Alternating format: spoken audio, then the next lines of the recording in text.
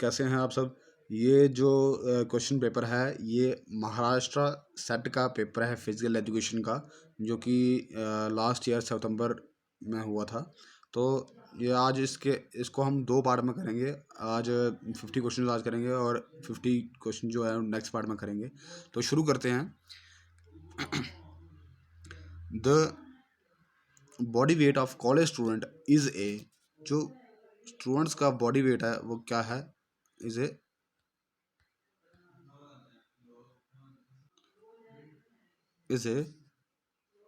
continuous variable। Next question, match करना है। मैं the column and select the appropriate code. Quantitative observation, qualitative observation, laboratory observation, naturalistic observation. तो इनको अगर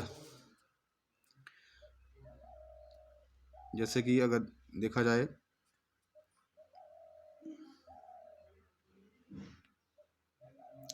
qualitative observation जो आपका आएगा वो आएगा स्टैंडर्डाइज ऑब्जर्वेशन, और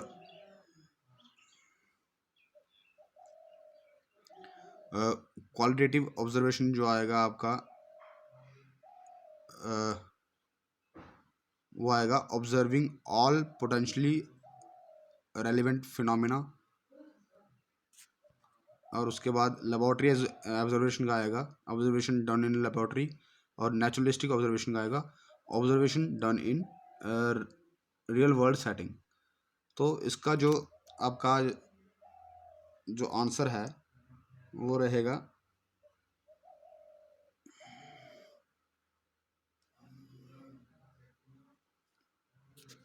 B.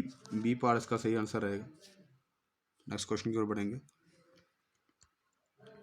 The fact that participants performance change when attention is paid to them, this effect is known as. एक फैक्ट की बात की गई है जिसमें जो पार्टिसिपेंट की परफॉर्मेंस चेंज होती है जब उन पर ध्यान दिया जाता है। तो इस इफेक्ट को हम क्या क्या कहेंगे, तो ये हाथरॉन इफेक्ट कहलाएगा। Next question, in qualitative research theoretical saturation means. Qualitative research में थ्योरेटिकल सैचुरेशन को क्या मतलब होता है, तो the point at which a concept is so well developed that no further data collection is necessary. तो ये आंसर रहेगा इसका, the point at which a concept is so well developed that no further data collection is necessary. Next question, which of the following is not normally included in a qualitative research report। तो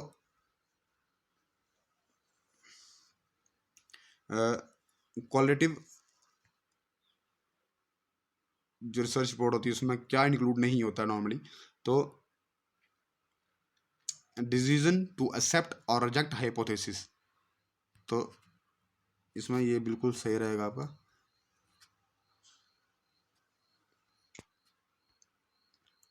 next question, all else being equal it is more likely results will be statistically significant if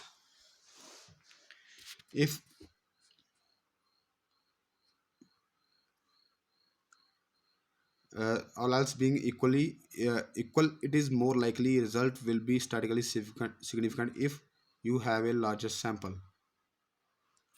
तो ये सही रहेगा इसमें।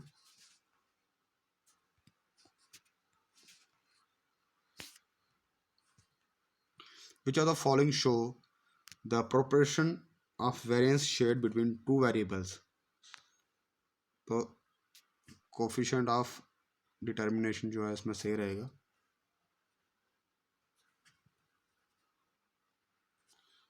Next question, what is meant by spurious relationship between two variables। spurious means नकली relationship. क्या मतलब होता है spurious relationship between two variables, a relationship that appears to be true but each variable is related to a third variable। तो ये सही रहेगा इसमें।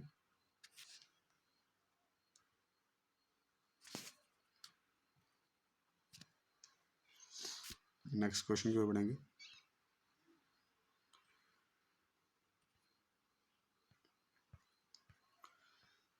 The mean of a distribution is 23, the median is 24, and mode is 25.5. It is mostly likely that this distribution is, तो ये negatively skewed इसमें सही answer रहेगा। व्यूअर्स ये बता दूं, ये ऑफिशियल आंसर की इससे रिलेट करते हैं सभी आंसर है इसके, तो ये बिल्कुल सही है क्वेश्चन सभी ये। Next question, a cross-sectional study is carried out to examine whether athletes of international level have more positive stress management skills than those of a national level. Which of the following statement is true? तो इसमें जो answer आपका सही रहेगा वो रहेगा, independent variable is level and dependent variable is stress management skills. Next question, of the following is not the effect of anabolic androgenic steroids. इनमें से एंड्रोजेनिक एनाबॉलिक एंड्रोजेनिक स्टेरॉइड का इफेक्ट नहीं है, तो वेट लॉस जो है वो नहीं है इसमें। Pangamic acid is, pangamic acid क्या है इसमें से, तो B15 जो है वो पैनागैमिक एसिड है, vitamin B15। Next question, a fat like compound in animal tissue thought to cause atherosclerosis is, तो इसका जो सही आंसर रहेगा वो रहेगा आपका cholesterol. Fat like compound found in animal tissue thought to cause atherosclerosis. Local and temporary deficiency of blood chiefly due to the concentration of a blood vessel is, local and temporary deficiency of blood,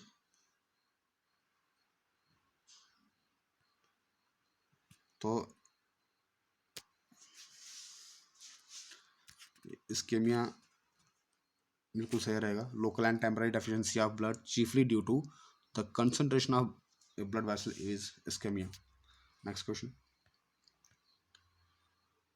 A predetermined maximum safest heart rate of an individual be obtained by he, मतलब जो safest जो heart rate होता है वो individual का वो क्या रहता है, तो 220 माइनस एज, जितनी एज होगी वो आपको 220 में से माइनस कर देनी है। जैसे कि किसी की अगर 20 एज है तो 200 में से माइनस करेंगे 200, तो 200 तक उसको हम वर्कलोड दे सकते हैं, तो वो सेफेस्ट हार्ट रेट होगा।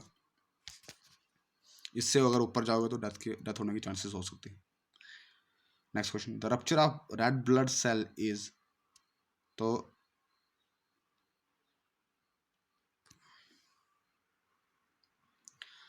rupture of red blood cell is hemolysis, rupture of red blood cell is hemolysis। next question, lack of sufficient red blood cell और hemoglobin is, तो ये anemia आएगा। next question, a clot transported by blood from a vessel and forced into a smaller one, thus obstructing circulation is,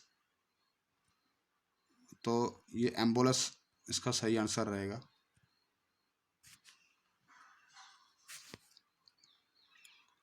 next question,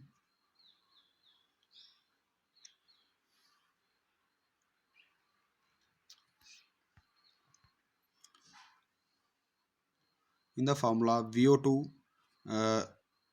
stroke volume into heart rate into A minus VO2 differs, तो इसमें जो आपका सही answer रहेगा वो रहेगा arterial mixed venous oxygen difference, तो ये बिल्कुल सही रहेगा।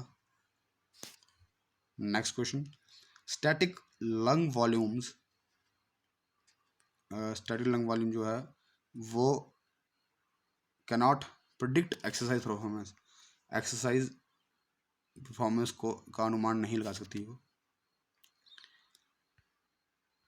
Next question, dash axis of rotation is perpendicular to coronal plane.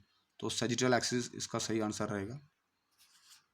सजिटल axis जो होते हैं वो कोरोनल प्लेन पर परपेंडिकुलर होते हैं। Next question, which are the following is a uniaxial joint. तो यूनिएक्सियल जॉइंट जो हिंज जॉइंट जो है वो यूनिएक्सियल होता है, जो कि हमारे एल्बो में, हमारा नी में, या फिर जो फिंगर्स होती हैं, फिंगर्स के जब हम फ्लेक्स करते हैं तो वो हिंज जॉइंट की वजह से होते हैं। तो हिंज जॉइंट फिंगर्स में भी प्रेजेंट होता है। Next question, dash levers are known as speed multipliers. तो जो थर्ड क्लास लीवर्स जो होते हैं वो उन्हें स्पीड मल्टीप्लायर्स कहा जाता है। Next question, formula for potential energy is. तो potential energy is equal to mass into gravity into height. Next question, dash is a quantity which has magnitude and direction. तो वेक्टर क्वांटिटी जो होती है उसका magnitude होता है और direction होती है। Next question, the unit of dash is joule. तो एनर्जी का यूनिट जो होता है वो जूल होता है। Next question, the centrifugal force is proportional to. तो mass of the object and square of angular velocity. तो बोथ ए एंड बी इसमें सही रहेगा, इसे रहेगा, दोनों इसमें से सही हैं, ये भी और ये भी। For better performance in throwing events dash play an important role. Height of release, angle of release, speed of release, all of the above. तो जो तीनों जो हैं वो इम्पोर्टेंट रोल प्ले करते हैं। तो सही आंसर इसमें रहेगा all of the above. Angular velocity is represented by symbol. तो एंगुलर वेलोसिटी कौन से सिंबल से रिप्रेजेंट की जाती है? तो ओमेगा से की जाती है। Unit of power is. Power का यूनिट क्या है? तो वाट जो है वो पावर का यूनिट है। Next question, which does not come under cognitive motivation theories. तो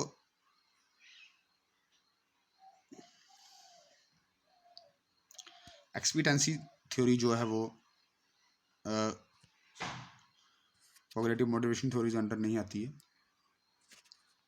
next question, Indian teams performance improves because of motivation from spectators. This is. तो स्पेक्टेटर से अगर मोटिवेशन मिल रही है तो वो एक्सट्रिंसिक मोटिवेशन होगी। Next question, arrange the following in correct sequence for skill learning. तो स्किल लर्निंग के लिए पहले तो आपका ये प्रेजेंटेशन स्टेज आएगी, प्रेजेंटेशन स्टेज के बाद आपकी कॉग्निटिव स्टेज आएगी, फिर आपकी एसोसिएटिव स्टेज आएगी और फिर ऑटोमेटाइजेशन स्टेज आएगी। तो उसके अकॉर्डिंग जो आपका सही आंसर रहेगा वो रहेगा B. Next question, what type of motivation is not applicable to young children. Young children में कौन सी मोटिवेशन एप्लीकेबल नहीं होती है? तो इंट्रिंसिक मोटिवेट नहीं होते, उनको बाहर से ही मोटिवेट करना पड़ता है, तो इंट्रिंसिक मोटिवेशन नहीं होती है। Next question, which law of learning is also called law of use and disuse. तो लॉ ऑफ एक्सरसाइज जो यहाँ पर बिल्कुल सही रहेगा, यही कहा जाता है, इसी को law of use and disuse कहा जाता है। Assertion, hostile aggression provokes one two harm others physically. जो शत्रुता पूर्वक जो आक्रमण होता है वो किसी को दूसरे को हार्म कर सकता है, चोट पहुंचा सकता है। और aggression is intent to harm other person mentally और फिजिकली। एग्रेशन किसी को भी फिजिकली और मेंटली हार्म कर सकता है। तो इसमें दोनों जो हैं असर्शन और रीज़न दोनों सही रहेंगे, और जो रीज़न है वो करेक्ट एक्सप्लेनेशन रहेगी। तो both A and R are true and R is the correct explanation of A. Next question, set of psychological qualities that Hina Sindhu would possess। तो हिना सिद्धू कौन सी साइकोलॉजिकल क्वालिटीज़ प्रोसेस करती हैं? तो concentration, confidence और mental stability. तो ये सही रहेगा इसमें, कंसंट्रेशन, कॉन्फिडेंस और मेंटल स्टेबिलिटी, फर्स्ट सेकंड और फोर्थ, फर्स्ट सेकंड और फोर्थ, ये तो ये बिल्कुल सही रहेगा इसमें। Next question, the primary goal of aggression of dash aggression is the injury of another player. The primary goal of hostile aggression, यहाँ सही रहेगा। Next question, sarcoplasmic reticulum stores. तो सैक्रोप्लाज्मिक रेटिकुलम क्या स्टोर करती है? तो कैल्शियम स्टोर करती है। Next question, a student who is skipping in zigzag pattern is demonstrating an understanding of which of the following movement concepts। तो जो skipping कर रहा है, जो कोई अगर एक स्टूडेंट तो डिमॉन्स्ट्रेट कर रहा है, तो कौन से कंसेप्ट का वो जिसके बारे में उसको जानकार होगा, तो वो स्पेस के बारे में अवेयर होगा वो, बिल्कुल। Next question, which of the following is a descriptive of ineffective teaching. तो student work alone without supervision.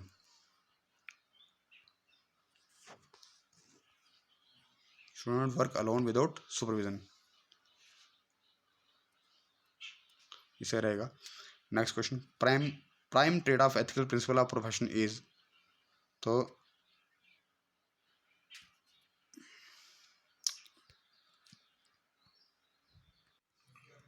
Prime trade of ethical principle of profession is, तो ethical problem occurred in professional services, ये सही रहेगा बिल्कुल इसमें। Next question, arrange the following stages of development of systematic teaching skill in correct sequence and select the code given below। पहले तो आएगा initial,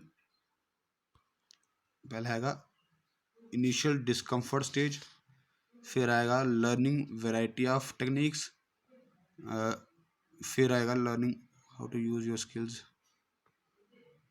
फिर आएगा learning how to use your skills more appropriately stage, उसके बाद आएगा learning how to do more than one thing at a time stage.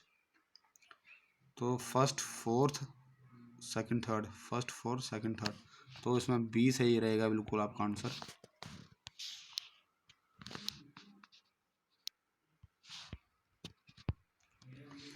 The actual variables in interval method of training are. तो interval training में actual variable क्या रहेंगे? तो distance, time, reps and recovery period, क्योंकि इसमें distance भी आप ज़्यादा या कम कर सकते हैं और टाइम का भी रहता है, और रेप्स भी कितनी आप रेप्स कर रहे हैं इंटरवल ट्रेनिंग की, और रिकवरी पीरियड भी बहुत मैटर करता है इंटरवल ट्रेनिंग में। Next question, progressive change in ability to think, reason and act is called as. तो ये कॉग्निटिव लर्निंग आएगा। Progressive change in ability to think, reason and act is called cognitive learning। Next question, countries that have organized both Commonwealth and Olympic Games।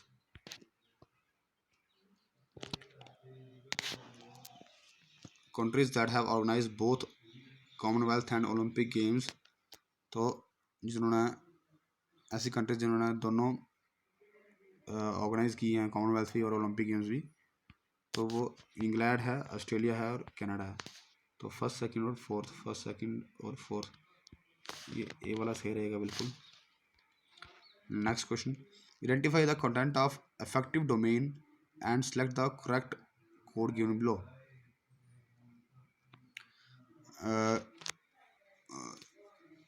Affective domain, responding and imitation, responding and imitation, ये बिल्कुल सही, नहीं, ये सही नहीं रहेगा इसमें। Minute.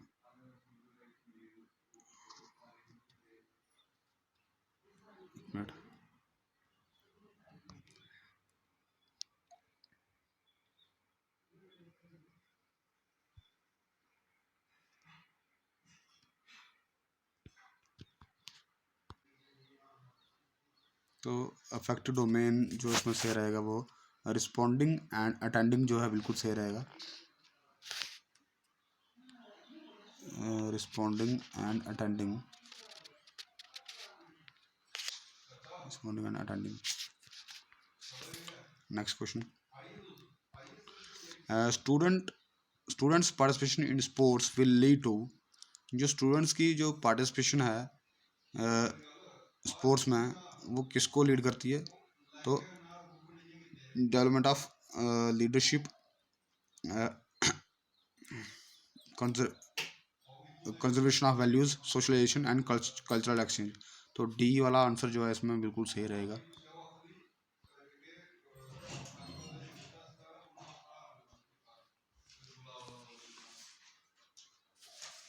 Next question, school games federation of India, ये 1954 में इनकी शुरुआत हुई थी स्कूल गेम्स की। और उसके बाद है the services sports control board, तो 1919 में शुरुआत हुई थी इसकी। उसके बाद इंडियन ओलंपिक एसोसिएशन, तो 1927 में शुरुआत हुई थी। तो उसके बाद है आपका the board of control of cricket, BCCI, तो 1928 में शुरू हुआ था। तो उसके अकॉर्डिंग जो आपका आंसर रहेगा इसमें वो रहेगा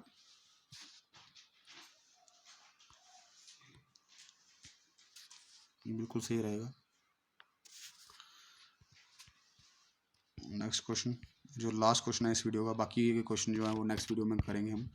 who framed a national curriculum for elementary schools, तो एलिमेंट्री स्कूल्स के लिए नेशनल राष्ट्रीय पाठ्यक्रम कौन